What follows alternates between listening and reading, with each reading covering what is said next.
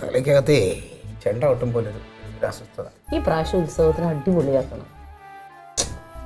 പണ്ടൊക്കെ ഉണ്ടല്ലോ ക്ലീറ്റോ, എന്ത് രസമായിരുന്നറിയോ ഉത്സവം എന്ന് പറഞ്ഞിട്ടുണ്ടെങ്കിൽ ഇവിടെ നിന്ന് ഇവിടം വരെ കുപ്പിവള, മുത്തുമാല, പൊട്ട്, ചാന്ത്, മാമന്മാരും മേടിച്ചാലും മാമിമാരും മേടിച്ചാലും എല്ലാവരും മേടിച്ചു. കളിപ്പാട്ടം, ഓ എന്ത് രസമായിരുന്നു. പിന്നെ വെടിക്കെട്ടോ, ഈ നമ്മുടെ അമ്പലിക്കുട്ടൻ ചേട്ടനില്ലേ, അമ്പലിക്കുട്ടൻ ചേട്ടൻ്റെ മുത്തശ്ശൻ അങ്ങോരൊരു വെടിക്കെട്ട് നടത്തിയതിൻ്റെ പൊന്നെ, എൻ്റെ ജീവിതത്തിൽ ഞാൻ കണ്ടിട്ടില്ല ഇത്രയും ഗംഭീരമായിട്ടുള്ള ഒരു വെടിക്കെട്ട്. ആകാശത്തുനിന്ന് കൊടയൊക്കെ വന്നേ, എന്ത് രസമായിരുന്നു എൻ്റെ അമ്മോ. ആകാശത്തുനിന്ന് കൊട വന്ന് ഭൂമിയിൽ നിന്ന് കുറെ പാവങ്ങൾ പാതാളത്തിലേക്കും പോയി. അന്ന് ആ ഉത്സവത്തിനാണ് ആന ഇടഞ്ഞിട്ട് കുറെ എണ്ണത്തിനെ ചവിട്ടി കൊന്നത്. പിന്നെ അതിന് ഒരാനയല്ലേ ഉണ്ടായുള്ളൂ. എടി ഒരാന മതി 5-6 ചവിട്ടിക്കാൻ, അല്ല ഒരാളെ കൊല്ലാൻ വേണ്ടി ഒരാന വരുമോ? ഒരാന മതി ഒരു ഗ്രാമം തന്നെ ഇല്ലാതാക്കാൻ. ഞാനൊക്കെ എൻ്റെ പള്ളിയിൽ പാലായിൽ എത്രയോ പെരുന്നാളും തിരുനാളും ഒക്കെ ആഘോഷിച്ചേക്കണം. അത് ഞാൻ കണ്ടായിരുന്നു കേട്ടോ പാലായിൽ വന്നപ്പോ. ഹായ് നോക്കട്ടെ.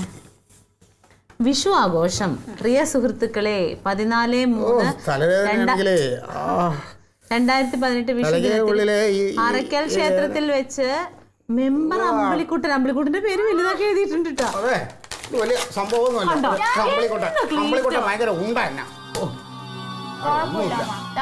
അവിടെ കൊറേ ഉണ്ടായി, ഞാൻ 2 എടുത്തിട്ടുണ്ട്.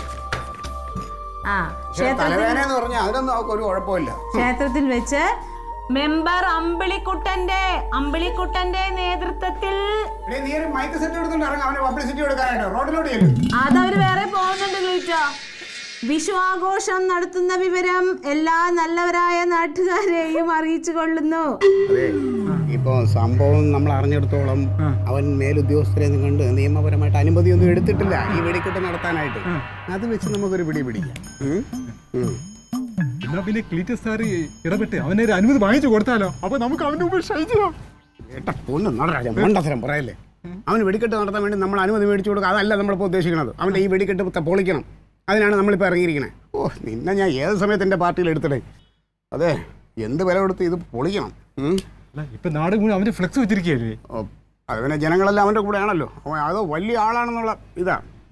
ഇതിപ്പോ പ്രസിഡന്റ് പറഞ്ഞ രീതിയിൽ തന്നെ കാര്യങ്ങൾ ഓപ്പറേറ്റ് ചെയ്യാം. അവനെ വെടിക്കെട്ട് നടത്താനുള്ള സാധനങ്ങളൊക്കെ ഇന്നലെ ഇവിടെ കൊണ്ടുവന്ന് ഇറക്കിയിട്ടുണ്ട്. നിന്റെ അമ്മാവന്റെ പാറക്കോറി അതെല്ലാം ഏർപ്പാടും ഒക്കെ ആണല്ലോ അല്ലേ? എല്ലാം ഓക്കെയാണ്, എല്ലാം ഓക്കെയാണ്. ഓക്കെ ആണല്ലോ, ഓക്കെയാണ്. എന്നാ പിന്നെ നമുക്ക് അത് വെച്ച് തന്നെ കാര്യങ്ങൾ മുന്നോട്ട് പോവാം. നാളെ ബാക്കിയുള്ള സംവിധാനം നീ ഉണ്ടായിക്കോണം. അത് ഞാൻ ഉണ്ടായിക്കോളാം. എന്നാ പിന്നെ കേട്ടോ, കാര്യങ്ങൾ കൃത്യമായിട്ട് ചെയ്യണേ നടരായ. അതൊക്കെ ഞാൻ ചെയ്തോ കേട്ടാ. അല്ല അവൻ അനുമതി മേടിച്ചു കൊടുത്തു കളയില്ല. ഇല്ല അത് ഞാൻ ചെയ്തോളാം.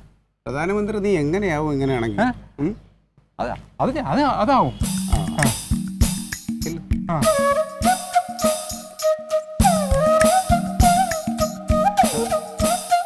അവനെങ്ങാനും നമ്മുടെ പ്രധാനമന്ത്രി ആയുള്ള അവസ്ഥ.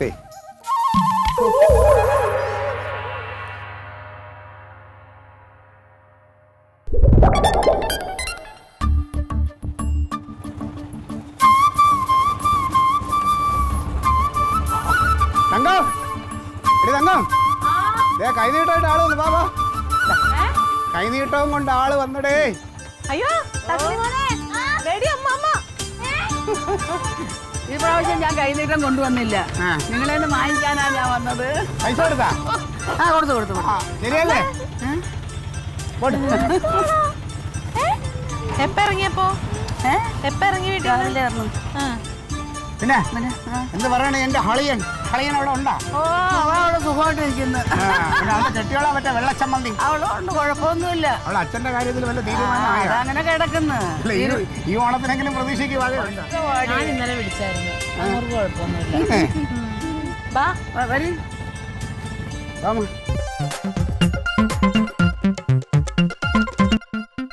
Alien versus Alien.